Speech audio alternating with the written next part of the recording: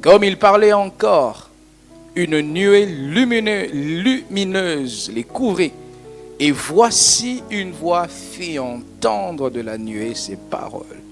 Celui-ci est mon fils bien-aimé, en qui j'ai mis toute mon affection, écoutez-le. Lorsqu'ils entendirent cette voix, les disciples tombèrent sur leurs faces et furent saisis d'une grande frayeur.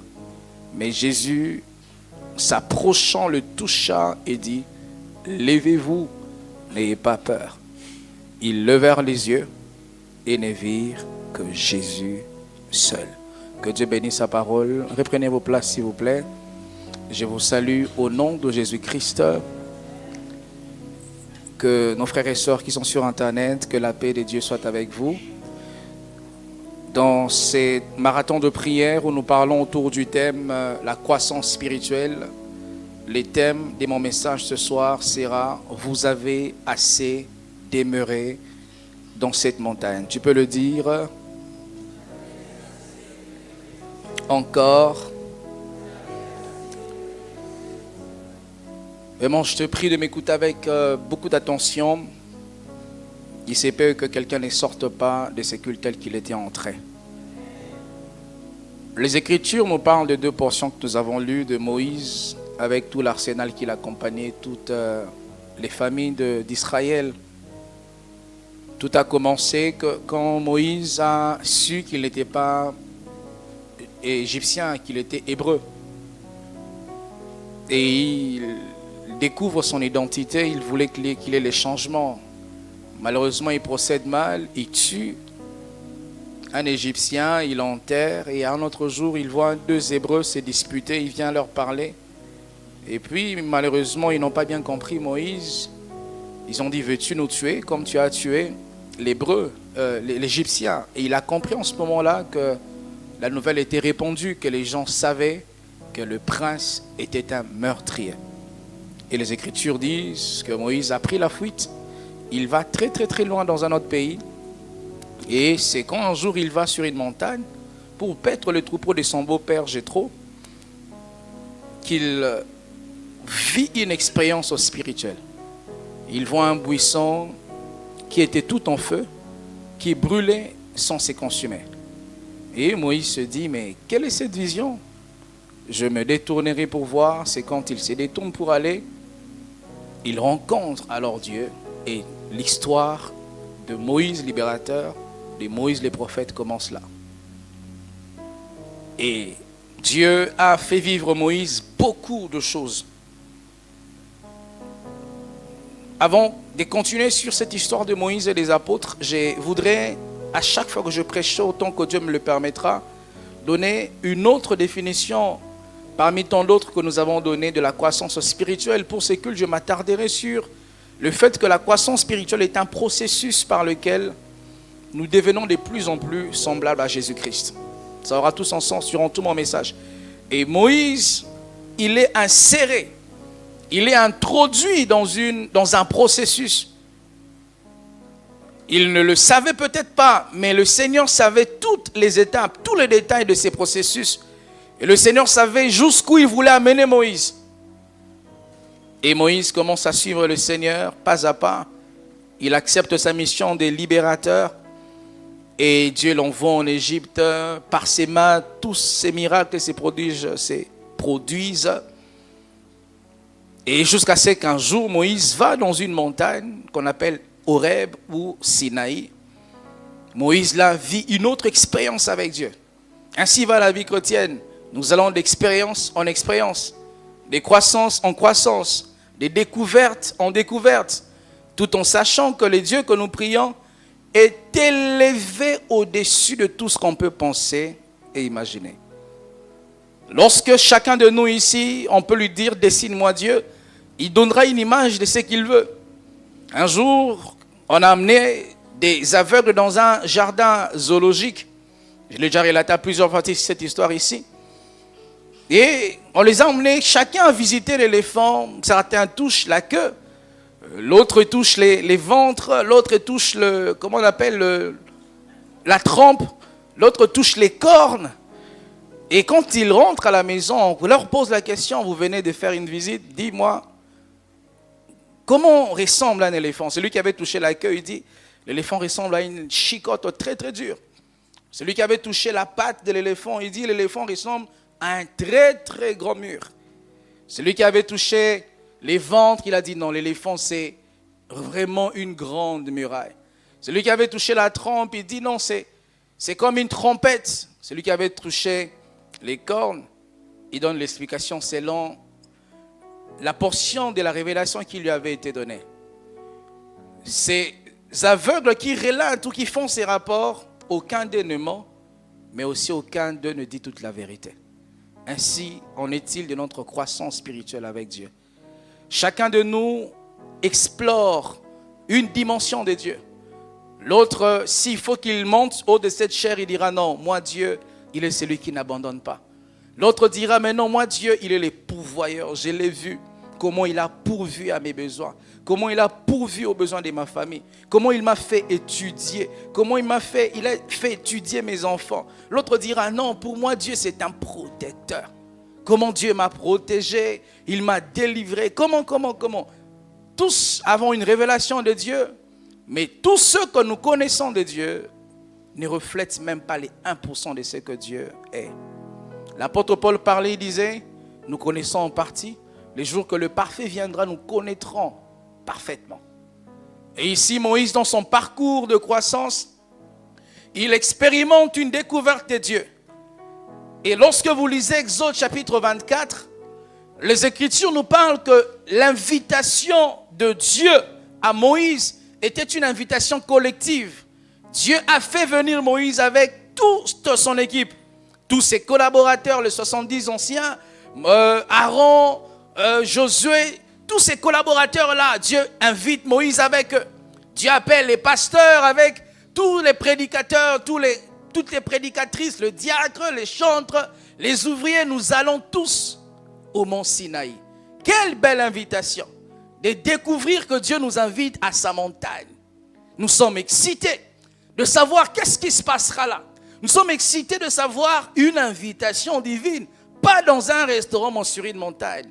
Je suis sûr qu'il y aura du tonnerre. Je suis sûr que je redescendrai avec les parler en d'autres langues. Je suis sûr que je redescendrai avec l'enfant que je cherche. Je suis sûr que je redescendrai avec le travail que je cherche. Je suis sûr que j'aurai une onction que j'ai toujours cherché, l'invitation à Horeb, l'invitation à Sinaï, l'invitation sur une montagne. Et lorsque Moïse il va, il expérimente quelque chose avec le Seigneur. Comme il s'attendait, Dieu parle à Moïse. Moïse commence à écrire les 10 commandements. Quelle inspiration, quel beau moment où à un moment de ta vie chrétienne, tu ne peux pas dormir si tu ne reçois pas les visions. Toi-même, tu as déjà pris l'habitude, quand tu vas dormir, tu sais que ça ne rate pas. Toi, quand tu vas dormir, tu sais que j'ai un petit calepin, un petit bloc-notes, je sais que ça ne rate pas. Quelle belle expérience, quel beau moment dans ces parcours de ta croissance où le Seigneur t'a introduit afin que tu ressembles davantage à Christ. Il te fait vivre un temps de bonheur. Il te fait vivre des moments où tu ne vas pas oublier. Il te fait vivre un temps où tu as envie d'aller au ciel. Où tu ne veux même pas de cette terre. Où vraiment tu veux même mourir. Et ça nous est tous arrivé quand on s'est convertis. On avait envie de mourir. On avait envie d'aller vite au ciel. Horeb, Sinaï, où nous vivons les expériences avec Dieu. Où les choses de ce monde ne te disent plus absolument rien. Les habits, l'approbation des hommes, que les hommes t'aiment ou pas, qu'on te critique, qu'on te célèbre, que les hommes viennent, soient reconnaissants ou pas, ça t'importe très très peu. Horeb, tu es en train de vivre une expérience avec Dieu, où chaque jour, tu as hâte qu'il se fasse 17 heures. Rapidement quand tu es à l'église, parce que tu es sûr que quand j'y vais, le Seigneur me parle. Quand j'y vais, je me sens bien. Quand j'y vais, je me sens vivant. Tu vis Horeb. Tu vis ton Sinaï. Tu vis sur ta montagne. Tu vis une belle expérience de ta vie. Et pour tout chrétien, cette expérience doit être là. Il faut que sur ton parcours, que le Seigneur vienne marteler à un certain moment des choses, parce que il y aura un temps, ces moments passeront, mais ce qui te gardera lorsque tu traverseras les temps contradictoires, c'est les passés glorieux que tu as avec eux. Et tu pourras rappeler à Dieu, Seigneur, toi qui étais, et reviens. Et tu vis ton Horeb. Là, tu es une jeune fille, mais tu as dépassé le niveau de ta chair qui te dérange. Tu as dépassé le niveau des petites choses là où les garçons, les filles, vraiment c'est plus ton niveau. Parce que le Seigneur t'a fait vivre dans un moment de gloire. Tu vis au rêve. J'aimerais que Dieu m'accorde une invitation comme ça. Ou dans un culte comme ça, il dit, demain je vous attends à Mont Cameroun, c'est ça? C'est ça, à Mont Cameroun. J'ai un dîner avec vous. Je suis sûr que nous allons annuler tous nos programmes. Où Dieu dit, venez, je vais vous rencontrer, je descendrai. Je suis sûr qu'on va tout annuler. Parce que le Seigneur nous invite à la montagne de transfiguration, à la montagne de Horeb, de Sinaï. Et tout Israël enthousiasmé, ils y vont. Et Dieu, comme il est amour, il ne permet pas qu'ils soient déçus. Dieu leur fait vivre un miracle. Et Moïse, il va sans table, il redescend avec une table. Et il va comme il était et il redescend avec une certaine gloire. Et encore, la même chose qui se répète dans le Nouveau Testament. Les apôtres qui avaient leur vie, ils se baladaient, certains des pêcheurs, certains des collecteurs d'impôts. Certains étaient ce qu'ils étaient. Et Jésus les rencontre, il dit à chacun, suis-moi, je ferai de toi ceci, suis-moi, je ferai de toi cela. Comme chacun de nous, un jour, nous nous baladions. Un jour, nous étions dans nos maisons. Un jour, nous étions en train de vivre joyeusement notre vie. Jusqu'à ce qu'un jour, Jésus frappe à la porte de ton cœur. Et tu te décides de tout laisser. Copine, copain, mensonge, orgueil, sorcellerie, la musique mondaine, l'alcool, les critiques, les choses banales. Là, tu te décides, c'est fini. Et tu sens que le Seigneur Jésus t'a inséré dans son programme. Quel privilège. Je ne sais pas si vous êtes arrivé de faire partie d'une équipe, en fait, d'être invité, de tenir quelqu'un la compagnie, quelqu'un que tu aimes être sa compagnie. Ça t'est déjà arrivé? Quelqu'un que tu aimerais bien voir. Le pasteur Marcelo, il te dit, est-ce que tu veux passer une journée avec moi? Quel bonheur! Il m'arrive quand je voyage avec lui, je prends l'hôtel là où il est logé.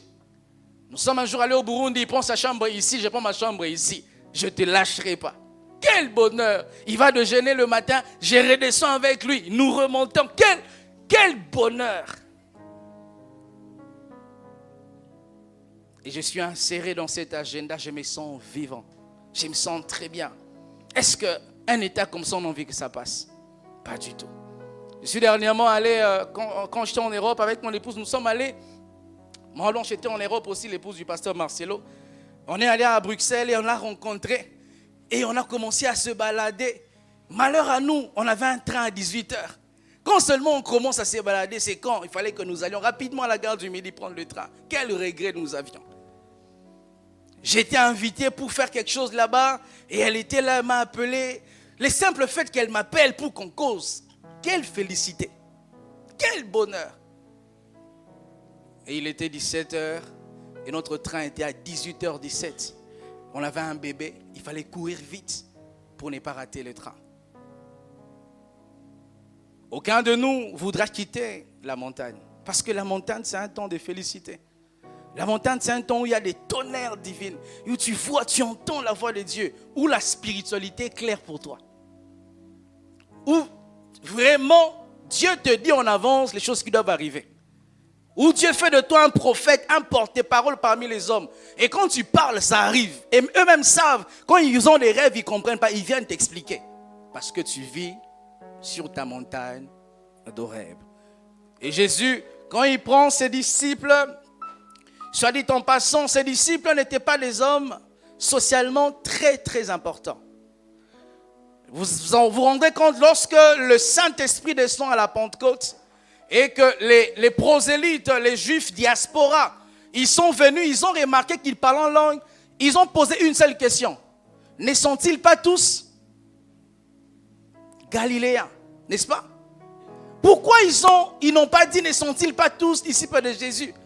Ne sont-ils pas tous, je ne sais pas moi quoi? Pourquoi ils ont dit, ne sont-ils pas tous galiléens? Parce que être galiléen, c'était vu comme un sujet péjoratif.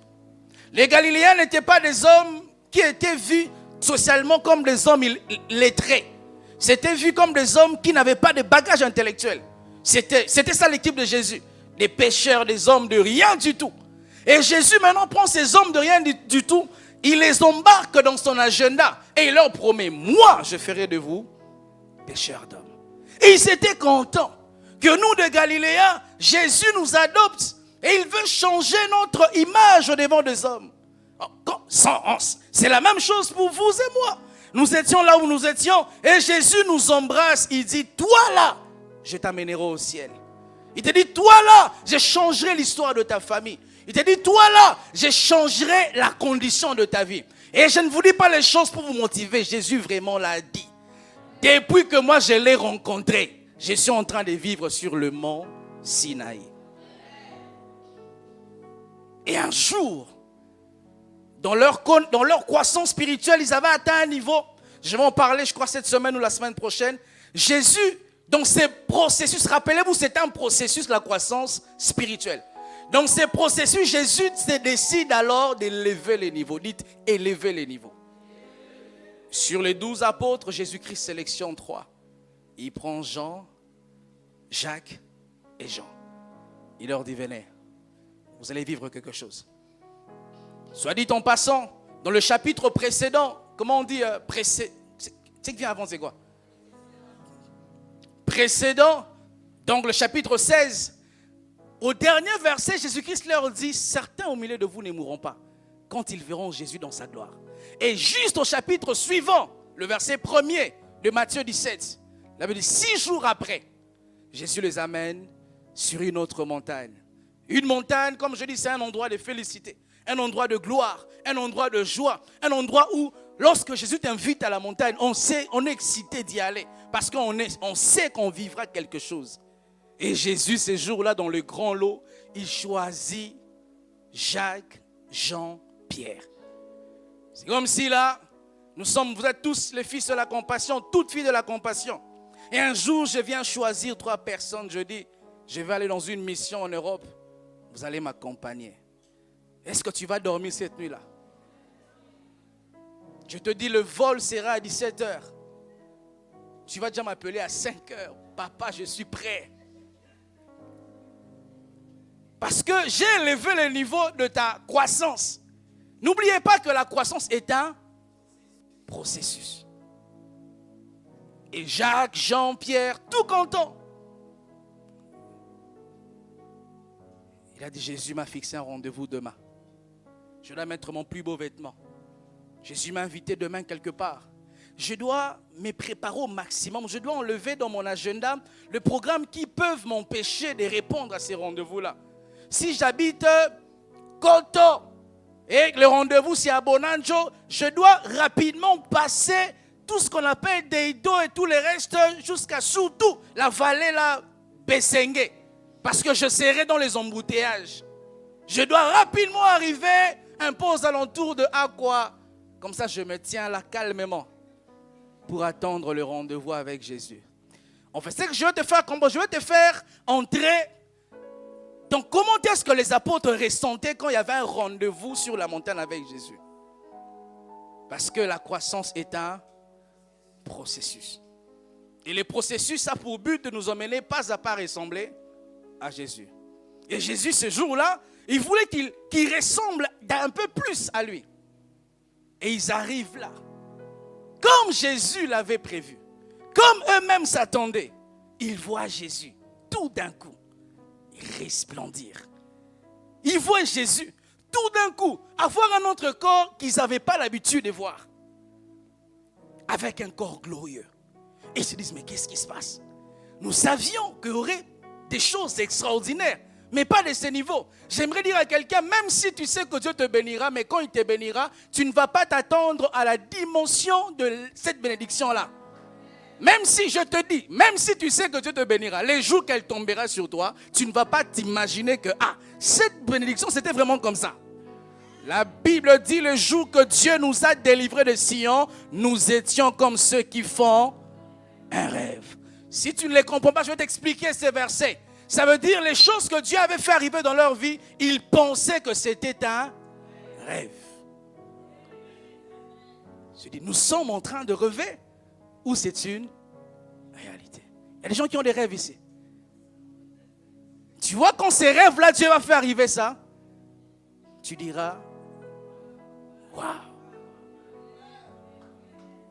Je vous dis, mes frères et sœurs, Dieu ne peut pas placer dans ton esprit des désirs, des choses qui n'existent pas.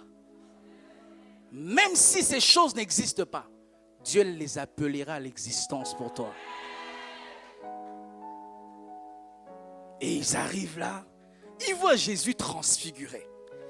Transfiguré vient du latin. Il y a deux mots qui forment transfiguré. Son origine latine, les tout premiers mots c'est trans. Trans qui veut dire aller au-delà ou par-delà. Et le deuxième mot qui clôture le mot transfiguration, c'est figura qui veut dire figure. Ça veut dire Jésus avait eu une autre figure ou une figure qui était allée au-delà de ce que les disciples pouvaient imaginer. Jésus s'était métamorphosé. Jésus avait revêtu sa plus belle robe.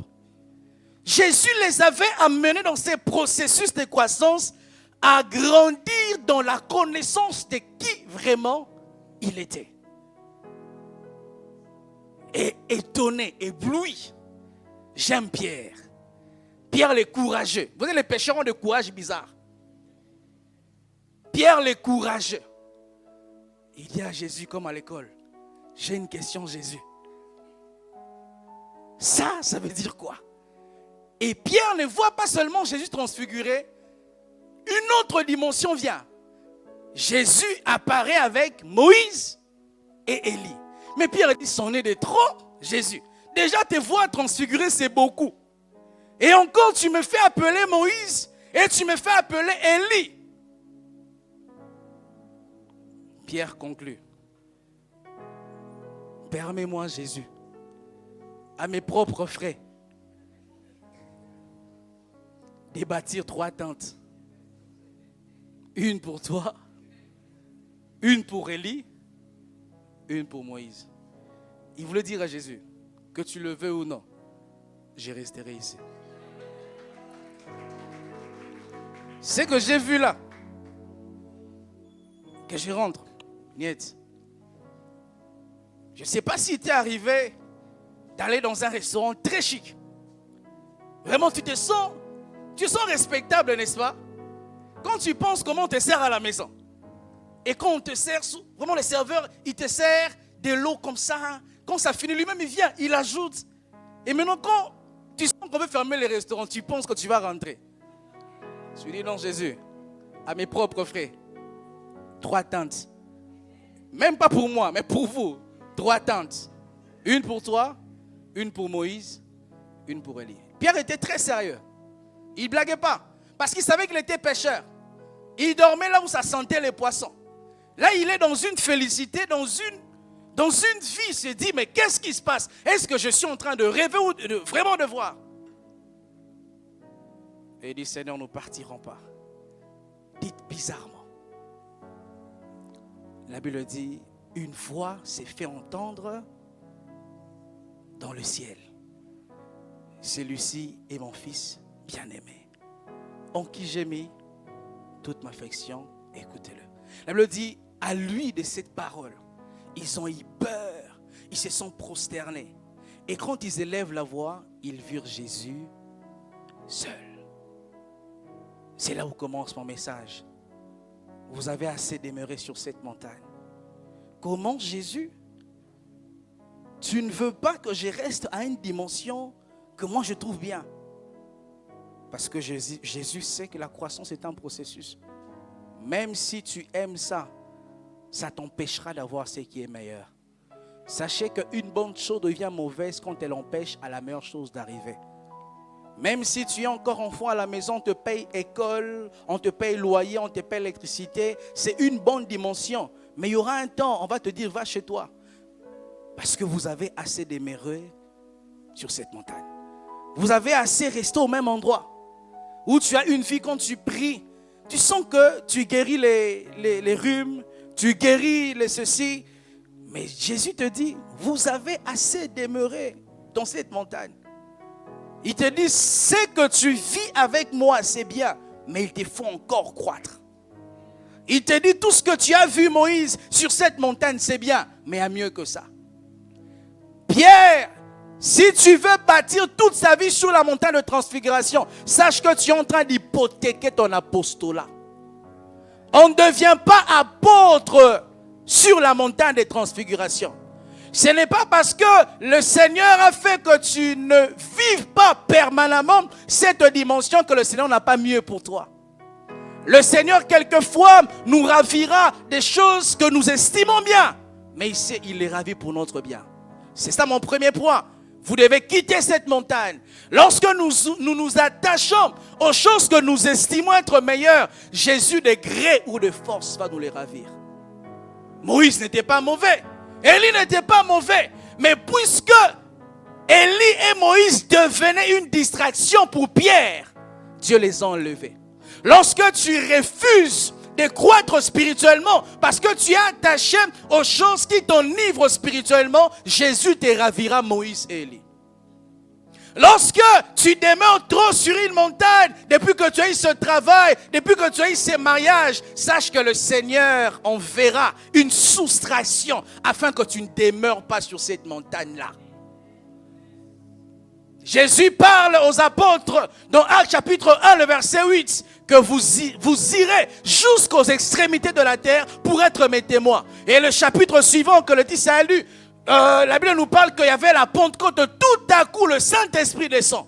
Ils commencent à parler en d'autres langues, ils voient les visions, ils guérissent les malades et ils oublient que Jésus leur avait dit, si ces choses vous arriveront, ce n'est pas pour rester ici, c'est pour aller jusqu'aux extrémités de la terre. Et comme ils n'ont pas compris qu'ils devaient aller jusqu'aux extrémités de la terre, en fonction de Acte 1.8, Jésus a envoyé Acte 8.1. Tu sais c'est quoi Acte 8.1? On va le lire avec vous. La Bible dit ceci. Acte chapitre 8, le verset 1er. Saul avait approuvé les meurtres d'Étienne. Il eut ces jours-là une grande persécution contre l'église de Jérusalem. Et tous, excepté les apôtres, se dispersèrent dans les contrées de la Judée et de la Samarie. Lorsque tu ne veux pas poursuivre les processus de ta croissance, où Jésus te tire pour pouvoir les ressembler, sache que Jésus, il changera Acte 1.8 en Acte 8.1. Je préfère encore que la persécution vienne parce que je l'ai acceptée, que la persécution vienne sans que je l'accepte, parce que quand elle vient sans que tu l'acceptes, ça veut dire que tu n'es pas préparé à la vivre. Et elle sera très très lourde sur toi. Les apôtres, Jésus pouvait leur faire voir de temps en temps la transfiguration. Jésus pouvait leur faire voir de temps en temps Moïse et Élie. Mais puisque les apôtres représentés ici par Pierre, qui ne voulait plus l'apostolat, il a dit, Jésus, je vais rester ici. Le Seigneur a parlé fort dans leur cœur. Et ils se sont prosternés. Et quand ils relèvent leur tête, ils ne voyaient plus la dimension. Il y a des gens comme ça. Tu es attaché à une dimension que le Seigneur ne veut pas. C'était que passagère. Un jour, tu vas rentrer à la maison, tu dors. Tu vas au travail, on te licencie. Tu es trop attaché à ses fiancés. Vraiment, tu vois, c'est l'homme parfait, la femme parfaite. Nous, là, quand on prêche, tu me suis sur Facebook. Vous êtes assis au glacier moderne quand je prêche comme ça. Toi qui venez là, tu es non loin, tu es à Maison H, à 5 minutes de l'église. Vous allez rentrer ce soir. Et demain, c'est fini. Ce n'est pas une malédiction. Jésus fait des choses comme ça. C'est Jésus, c'est Dieu qui a fait disparaître Élie et Moïse.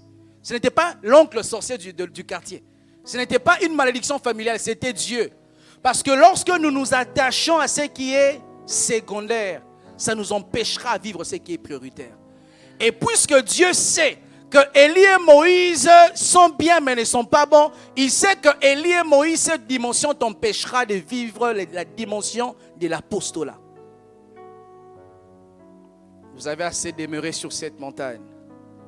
Donc on ne comprend pas qu'on a trop demeuré à une dimension de croissance et qu'on a stoppé les processus. Le Seigneur viendra deux fois par force. C'est comme ça, les gens plus tu pries, tu sens que tu as bloqué, tu n'avances pas, il y a des choses qui te quittent. Ça te quitte, ça te quitte. Tu penses que c'est parce que tu pêches. Tu ne pêches pas, mais tu aimes trop une dimension.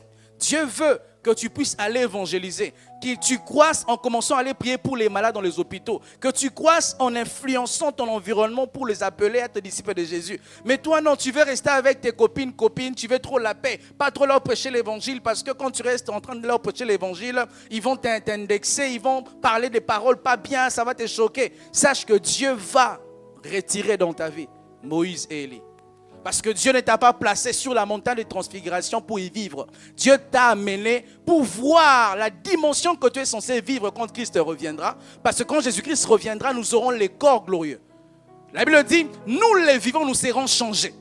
Donc nous aurons les mêmes corps que Jésus-Christ avait. Mais Jésus, il te montre, je vais le dire autrement, Jésus ramène dans ton présent la dimension de ton futur et toi tu restes attaché à ton présent alors que tu n'as pas encore vécu ton futur. Il y a des gens comme ça. Dieu t'a dit que tu iras en Europe. Depuis qu'il t'a dit tu as tout arrêté de faire, tu échoueras. Depuis qu'on t'a promis on va t'épouser, que je vois des gens, on a seulement fait les fiançailles. Que fiançailles? Hey! Statue, maman, statue. Tu nous tortures, statue. Mais c'est grave. Que les fiançailles. Ne sais-tu pas que les fiançailles ne sont pas le mariage? Ne sais-tu pas qu'on peut être fiancé mais ça n'aboutit pas? Et toi, Dieu te fait goûter seulement à la dimension de la transfiguration. Tu dis, Jésus, je vais rester ici à mes propres frais. 3 tentes. 3 tentes à mes propres frais.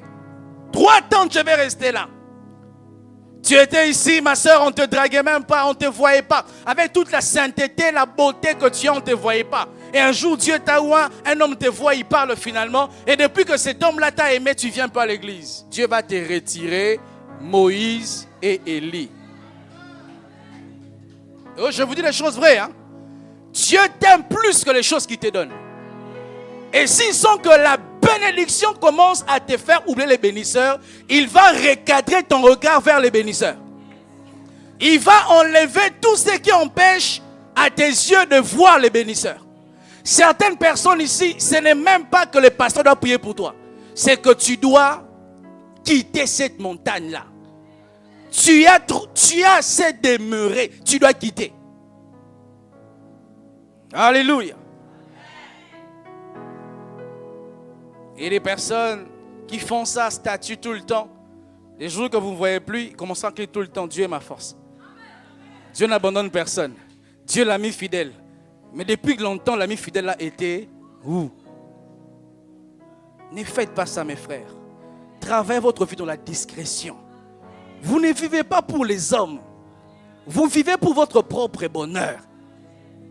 Et je vois même certaines personnes, seulement les fiançailles, tu es en train de régner ton identité chrétienne. Seulement les fiançailles. Quand je vois comment tu t'habilles, que pour tes fiançailles. Mais les jours que tu vas te marier, alors c'est grave. Parce que les fiançailles, pour être belle, coquette, tu dois montrer partie, cela, partie. Tu n'as même pas honte que ton pasteur a ton numéro, il voit ton statut. Que pour les fiançailles, tu parviens à rabaisser le Christ en toi à ces points-là. Et Jésus se pose beaucoup de questions.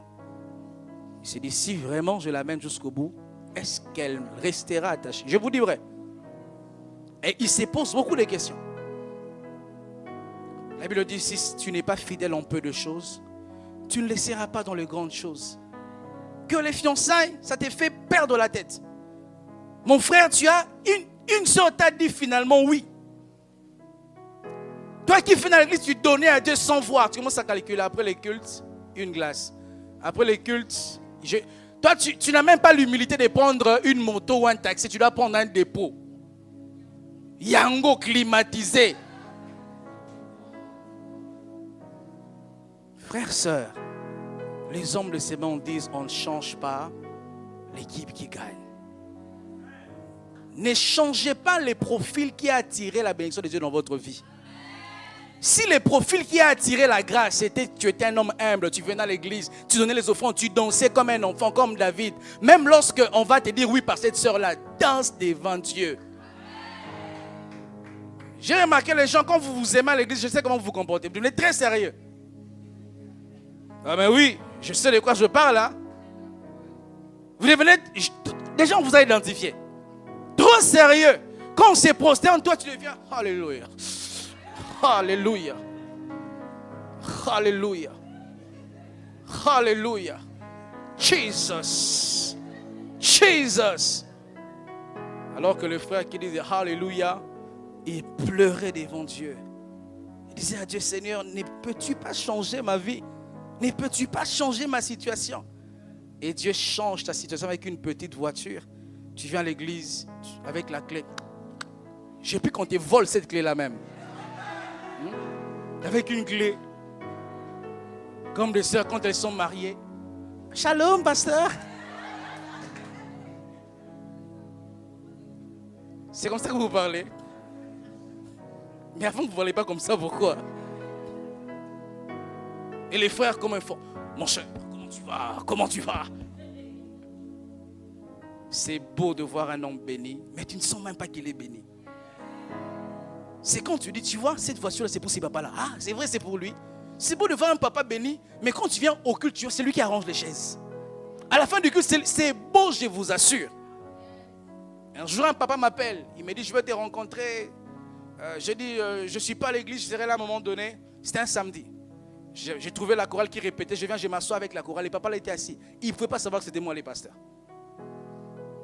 Comme je suis vraiment là, si je m'assieds ici, je dirais que c'est moi les pasteurs. Si seulement on s'échange de place, là, tu sauras que c'est moi les pasteurs. Jésus avait cette humilité-là. Pour qu'on détecte que c'était lui, Jésus, il fallait que Judas fasse un baiser, un signe distinctif. Mais nous, c'est quand Dieu commence à nous bénir un peu seulement. On ne vient plus à l'église. Mais quand on a cette maladie qui ne te quitte pas, comment tu viens à l'église? Comment tu pries? Vous avez assez demeurer sur cette montagne. Et pour quitter Horeb, sache que Dieu n'enverra pas seulement acte 8.1. Il ne fera pas seulement disparaître Élie et Moïse de la montagne de transfiguration, afin que tu voies Jésus seul, parce que tes regards doivent être concentrés sur lui. Mais pour que tu parviennes également à quitter Horeb, qui t'empêche de vivre Golgotha, qui t'empêche de vivre une plus grande dimension, tu as besoin que Dieu ouvre tes yeux spirituels. Tu as besoin que Dieu te montre que ce que tu vois, ce n'est pas tout ce que je peux te donner. Tu as besoin que le Seigneur vienne te toucher pour ouvrir tes yeux spirituels afin de voir que là où tu es, ce n'est pas là où tu es censé être. Que Dieu ouvre tes yeux spirituels afin que tu te rendes compte qu'il est vrai que je ne suis plus là où j'étais, mais je ne suis pas encore aussi arrivé là où je suis censé arriver. Si Dieu ne t'ouvre pas les yeux, tu penseras que Horeb, c'est le terminus.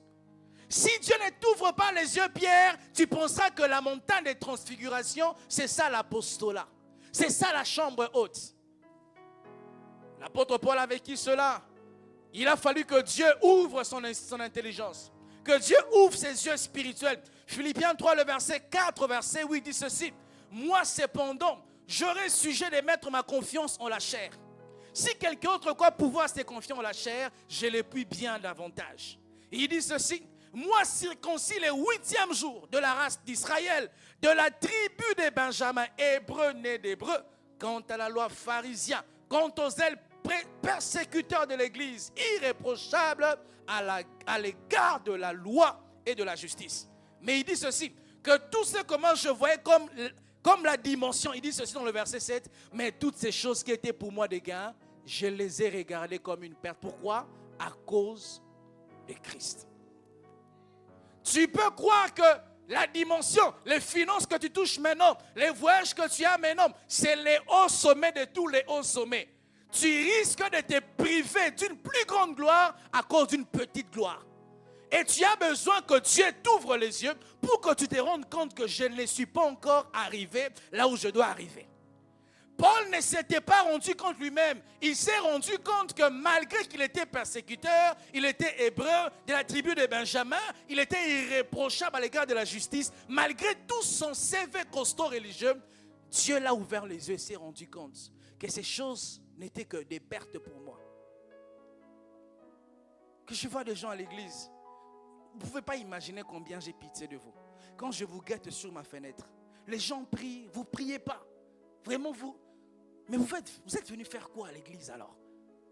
Un culte complet, ce n'est pas écouter la prédication seulement. C'est adorer, c'est prier, chanter, écouter les messages, donner les offrandes et dire Amen. Mais je vois les gens, ils pensent que les cultes commencent quand les pasteurs montent. Non. Même si on a l'impression quand je monte, il y a une onction qui vient. Ce n'est même pas mon onction. C'est Dieu qui me prête une onction pour que je puisse vous prêcher. Et ce Dieu-là était là avant que les pasteurs ne viennent. Et vous ne grandissez pas dans votre marche avec Jésus parce que vous pensez que le niveau dans lequel tu te retrouves, ça te suffit. On voit un protocole depuis, on sent que tu ne grandis plus. Un chantre depuis, on sent que tu ne grandis plus. On sent ça parce que tu aimes tellement Horeb. Tu penses que Horeb, c'est les niveaux, les hauts sommets. Il faut que Dieu ouvre tes yeux pour que tu te rendes compte que là où je suis, il est vrai. Que là où je suis, ce n'est plus là où j'étais, mais ce n'est pas aussi là où je suis censé arriver. On voit depuis que tu commences à prêcher ici, on ne sent plus que le frère là est humble, la soeur là est humble. On ne sent plus parce que tu penses que depuis que tu montes ici, tu es arrivé. Tu n'es pas encore arrivé. Le chemin est trop long. Trop long. Depuis que tu commences un peu à servir à l'église, tu regardes les autres comme s'ils sont dans le parvis, toi dans le lieu très saint. Depuis que tu es proche du pasteur, tu commences à penser que vraiment moi je connais les pasteurs mieux que vous. Tu penses que moi je parle qu'avec toi à l'église. Il y a des fidèles ici avec qui nous parlons. Hein. On s'écrit sur Instagram, on s'écrit sur WhatsApp. Il y a des gens avec qui nous parlons ici. Seulement ils ne sont pas orgueilleux comme toi, ils sont dans l'humilité. Toi tu penses parce que tu es là, c'est comme ça. Mais non, tu n'es pas mon fils bien-aimé, tu n'es pas Jésus. Vous tous là, je vous aime de la même manière. Je n'aime pas un fidèle plus qu'un autre. Même si tu m'achèteras un jour une voiture, t'aimer de la même. Même si tu me payes une maison, aimer de la même manière. On sent que tu grandis plus parce que tu penses comme je chante, les gens sont touchés par l'onction. Comme je prêche, les gens me disent Amen. Écoutez ceci. Les acclamations des hommes peuvent être très trompeurs. Ce n'est pas parce que les hommes t'acclament que tu es arrivé. Dans ma vie, les choses qui me font grandir, ce ne sont pas les choses positives, les choses négatives. Parce que les choses positives te font placer sur un piédestal. Ils t'installent sur un trône. Et ils te trompent que tu es arrivé alors que tu n'es pas arrivé. C'est comme ça que la Bible dit que la grâce est... Si tu penses que parce qu'on t'acclame, quand tu prêches, les gens sont touchés par l'onction, tu penses que tu es arrivé, tu commences à chanter sans prier, tu viens à l'église servir sans jeûner, sans prier, alors que ce qui faisait que les hommes t'apprécient, c'est le laboratoire secret que tu avais avec Dieu. Tu jeûnais, tu priais, tu t'es sanctifié, tu ne pouvais pas monter du haut de cette chair sans fléchir tes genoux. Mais depuis que tu as commencé à prêcher, on t'acclame, c'est comme ça que tu penses que tu es arrivé. Vous avez assez demeuré sur cette montagne. Moi, la compassion, les gens qui prêchent là, je ne donne pas d'argent. Même quand on dit bénissons la parole, ils ne prennent pas ça. Parce que déjà là, je t'apprends à prêcher et tu veux déjà manger cet argent-là. Ah, mais c'est vraiment grave. Je risque d'abîmer ton cœur. Ah, mais oui, parce qu'on ne prêche pas pour l'argent. Je risque de te faire croire que quand tu prêches, c'est quand tu auras l'argent. Et nous connaissons des prédicateurs, ils viennent régler les problèmes de la maison sur la chair. Les loyers, comme ça, disent au bailleur, je vais prêcher dimanche, lundi, je vais te payer. Quelle bêtise, quelle bêtise. Donc, nous sommes tes assauts. Hein? Tes assauts ici, c'est ça, non, les clients? Nous sommes tes assauts. On ne prêche pas pour les offrandes. On prêche parce que la nécessité m'en est d'imposer. Il y a des endroits que tu vas aller, tu ne prêches pas. Tout ce que tu gagnes, c'est la réputation. Il y a des endroits où tu vas prêcher là-bas. Tout ce que tu gagnes, c'est une connexion divine, c'est tout. Tu ne grandis plus parce que tu aimes trop les monts Sinaï. Il faut que Dieu t'ouvre les yeux pour que te faire voir que tu n'es pas encore arrivé. Je ne peux pas me permettre de prêcher, je suis posé. J'ai beaucoup de boulot à faire, beaucoup. Dans ma tête, je vois une grande église. Moi, je commence à prêcher comme si je suis le pasteur Marcelo. Non. Frère, je vais te prêcher. Je vais te prêcher comme si après là, je meurs. Déjà au niveau, le pasteur Marcelo, il prêche comme s'il veut mourir. Mais non, moi je prêche. Frère, ça ne va pas dans ma tête. C'est toi. Ton pasteur, déjà quand il vient, je ne sais pas bien chanter, mais je m'efforce à chanter pour l'onction. Mais toi maintenant, à ton niveau là, tu chantes comme ça. Frère.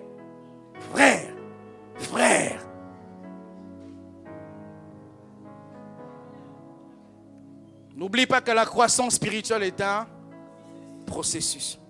La troisième chose, pour que tu ne demeures plus sur cette montagne, vous avez besoin d'être réveillé par quelqu'un qui est réveillé lui-même. Vous avez besoin d'être challengé par une personne qui vit les choses qui vous challengent. Vous avez besoin d'être boosté par quelqu'un qui vit les résultats que toi tu n'as pas encore. Parce que nous pensons des fois que la vie chrétienne que j'ai, c'est la vie que tout le monde a. Nous pensons que les 30 minutes de prière que nous avons, tous les chrétiens prient comme ça. Nous pensons que quand je viens prier et puis j'ai un peu une prophétie, c'est tout ce que les chrétiens ont. Frère, il y a des gens quand ils se mettent à prier, le ciel s'ouvre vraiment. Il y a des gens quand ils se mettent à prier, leurs yeux s'ouvrent. Il y a des gens quand ils se mettent à prier, ils voient les anges s'endormir. Il y a un homme quand il priait, les plumes d'anges tombaient dans sa chambre. Tu te rends compte? Un autre homme quand il priait, de ses mains sortait l'onction, l'huile. Mais non, il faut que tu rencontres des personnes réveillées pour te réveiller. Tu ne peux pas quitter la montagne sur laquelle tu te tiens parce que tu penses que tu es arrivé. Pour que tu grandisses dans ta foi, dans ta spiritualité, tu dois frôler les personnes qui ont des résultats que toi tu n'as pas. Tu dois frôler les personnes qui vont te challenger. Tu dois rencontrer des personnes quand ils te parlent, mais tu te rends compte que ces chiffres d'affaires que j'ai, c'est rien. Tu dois rencontrer les couples qui te disent que ça fait 20 ans que je suis marié, je n'ai pas trompé ma femme. Tu dois rencontrer les soeurs qui te disent, j'ai fait 4 ans de fiançailles avec mon fiancé, je ne lui ai jamais fait une bisou ici. Moi, ici, rien. Je vous dis, frère, regardez, tous les tricheurs à l'école pensent que tout le monde. Si tu lui dis, je ne triche pas, ah, mais arrête, toi, arrête. Va en brousse. Parce qu'il pense parce que lui triche. Je vous dis, frère, il y a des gens qui n'ont jamais triché. J'ai rencontré une sœur, elle n'a jamais triché de sa vie. Quand elle m'a dit, je n'ai jamais, je dis, moi, le sang de Jésus-Christ vraiment a coulé pour moi. Hein. Il y avait beaucoup de choses qui devaient purifier dans ma vie. Moi, j'ai triché jusqu'à un niveau, vous voyez, lorsqu'on met les doublures sur les pantalons comme ça, j'ai troué, j'ai mis les docks, comment on appelle ça ici? L'eau, hein? J'ai mis les cartouches. Donc, j'étais zen, prof, contrôle-moi partout où tu veux. Là, tu ne vas pas arriver. J'avais vraiment, Jésus, tu m'as lavé. Ça veut des idées démoniaco, satanico, sorcellerico. Parce que pour avoir une telle idée, il faut vraiment être inspiré par un démon. Et les jours qu'elle me dit, je n'ai jamais triché. Je dis, oh. Je dis, le sang de Jésus a eu de la valeur dans ma vie. Et ben, j'ai donné beaucoup de boulot à ces sangs-là. Vous avez besoin de voir les gens qui te disent, je ne vole pas la dîme de Dieu. Je te dis, quand j'ai l'argent, même si c'est chaud à la maison, je suis toujours fidèle dans mes dîmes. Qui te disent, moi je ne rate jamais les cultes. Il y a des gens qui ne ratent jamais les cultes ici à la Compassion. Je connais vos visages. Ouais, la sœur Carole, elle ne rate pas les cultes. Hein. N'est-ce pas, non? Carole, même s'il pleut, pourtant elle habite loin. Je crois qu'il y a ça, c'est total colbon, c'est quoi là? Un truc comme ça là. Elle n'a pas de voiture cette fille, mais elle rate presque pas de cultes. Si moi je l'ai vu, Dieu l'a vu aussi. Et un jour, elle aura une voiture ici, Carole. Je vous dis, un jour, cette fille viendra avec la voiture. Les gens vont dire qu'elle a eu un sugar daddy, mais elle a eu un papa au ciel. Et nous, on avance des raisons. Je n'ai pas d'argent. Tu as très bien compris, Carole. Vraiment, ça va t'arriver. Non, on pense que tu travailles ici seulement à Bonanjo, mais tu es un fouillard de culte. Mais je connais des gens qui travaillent très loin, mais ils ne ratent pas les cultes ici. Et tu as besoin de rencontrer quelqu'un qui est comme toi, mais qui n'a pas les mêmes fruits que toi. Quelqu'un qui est chômeur comme toi, mais tout le jour il vient à l'église. Je connais un frère qui habite, je crois, vers Château ou Sabonabéry. Il vient des fois à pied. À pied. Et il me dit, pasteur, tout le jour quand je rentre du soir après les cultes, il y a toujours quelqu'un qui s'arrange à me prendre dans sa voiture pour me traverser les ponts. Toujours. Et tu dois rencontrer des gens qui sont passés par ces chemins-là et ne se sont pas contentés à rester sur la montagne des transfigurations. Ça va te réveiller, ça va te challenger. Un jour, j'ai rencontré un frère. Ce frère-là me dit, lui, quand il médite tout le jour, au-delà d'être fidèle dans sa méditation, qu'est-ce qu'il fait? Il prend un verset qu'il a marqué, il note sur un bout de papier, il met dans sa poche. Il se balade avec toute la journée, quand il a un peu le temps, il regarde. Il regarde. Pourquoi? Pour mémoriser. Je dis, hé frère, tu as un niveau, hein? Tu vois, toi, avec ton niveau de sorcellerie, là, tu lis, tu dors. C'est comme si tu envoûtes, tu lis un peu, tu dors. Quand tu vois la Bible, les yeux deviennent lourds.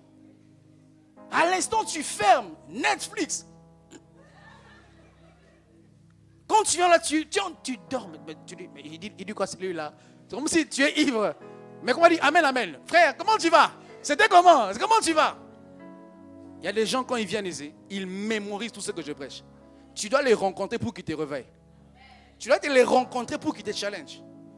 Tu vois, toi, tu as ta petite vie chrétienne là, où tu lis par jour un verset. Même pas un chapitre, un frère, un verset. Un verset.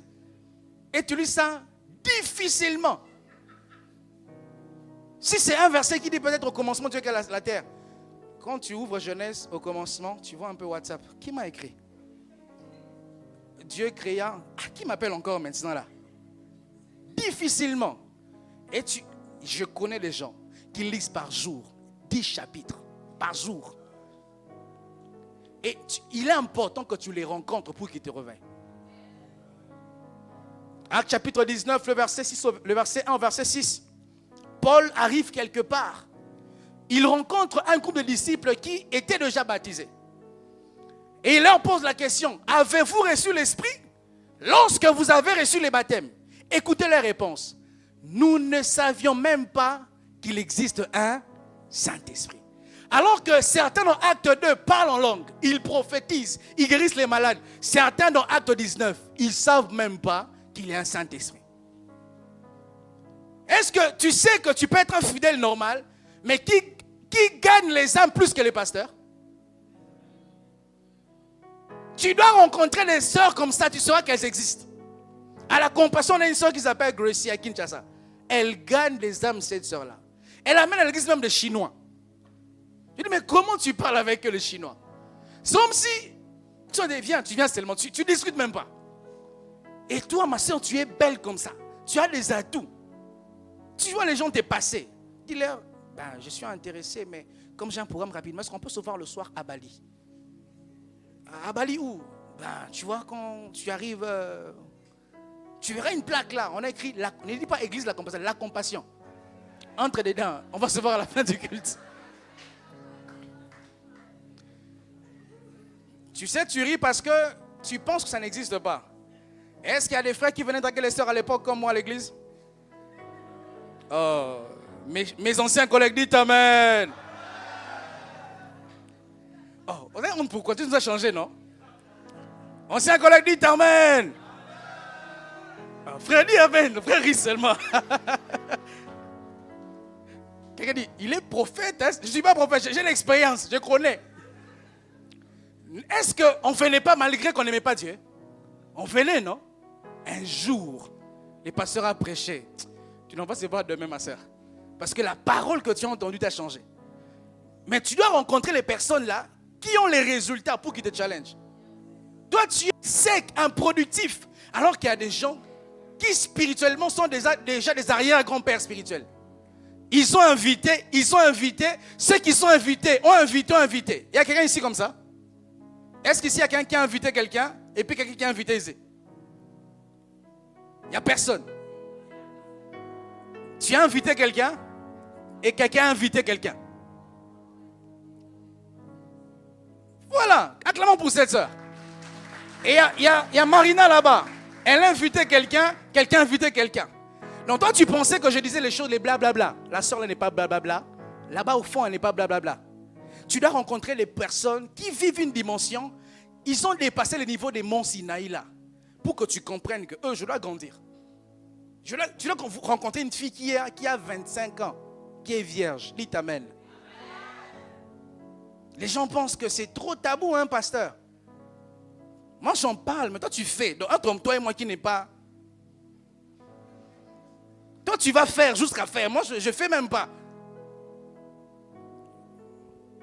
Au lancement du département de la jeunesse, je vais parler sur un thème. Le thème, ça sera ce que je dois savoir avant de me marier. Et enfin, pour ce soir, vous devez savoir, frères, sœurs, qu'à chaque fois que nous aimons beaucoup la montagne des transfigurations, nous empêchons Golgotha d'arriver. À chaque fois que nous ne voulons pas grandir, nous empêchons à une dimension d'arriver. À chaque fois que nous sommes très attachés à ce que nous voyons d'Élie de Moïse, Élie pouvait nous dire, si tu ne sais pas, dans quelques années, tu vas aussi rayonner comme ça. À chaque fois que nous refusons de grandir, on vient à l'église voir les autres servir, intégrer un département. Hier, elle était assise. Aujourd'hui, elle filme, elle joue au piano. À chaque fois que nous pensons qu'on n'a pas trop le temps, nous sommes en train de nous attacher à la montagne des transfigurations et nous nous privons de Golgotha. Qui plaise à Dieu ce soir, à lui de ce message, qui dépose dans nos cœurs la haine de toute saison qui a expiré et qui nous donne par les yeux de l'esprit de comprendre que il y a plus que la montagne des transfigurations. Il y a Golgotha qui nous attend. Que Dieu vous bénisse abondamment.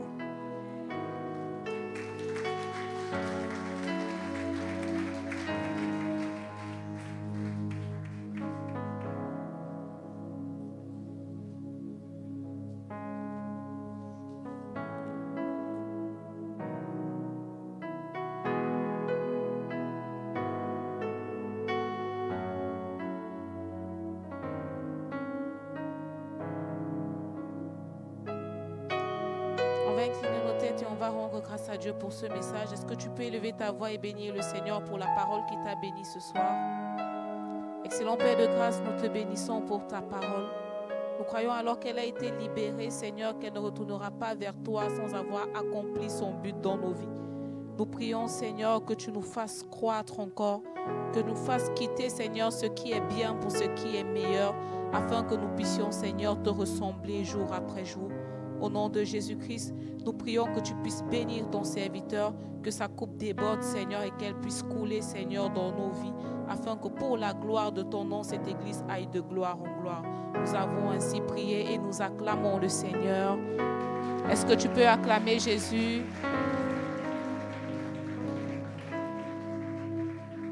Nous allons passer à notre service d'offrande.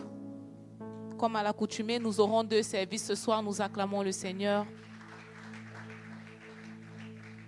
Dans le premier service, nous allons apporter nos offrandes ordinaires et nos contributions pour l'aménagement. Et alors que nous avançons dans nos offrandes pour récupérer le temps, nous allons passer quelques communiqués.